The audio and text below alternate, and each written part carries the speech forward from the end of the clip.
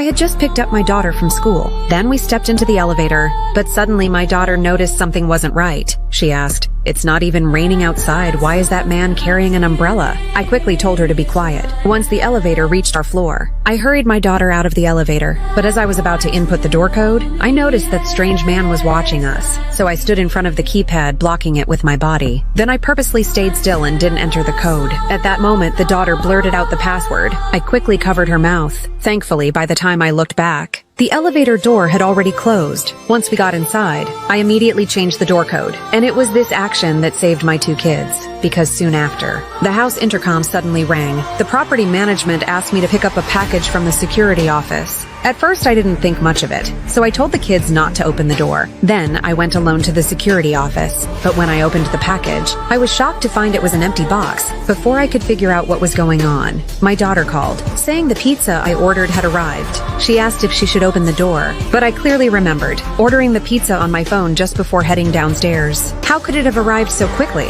Suddenly, I thought about that strange man in the elevator, and I realized something was terribly wrong. I quickly told the kids not to open the door. Then I ran back home as fast as I could, but just then, I heard the sound of the code being entered. That made my 2 kids freeze in fear.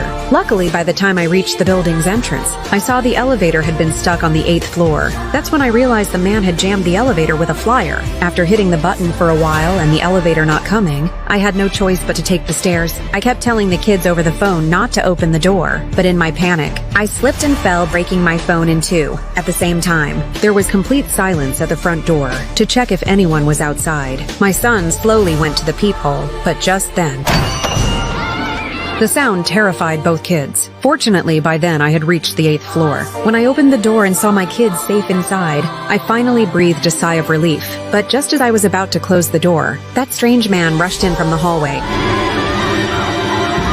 Thankfully, in the nick of time, I slammed the door shut and quickly dialed the police.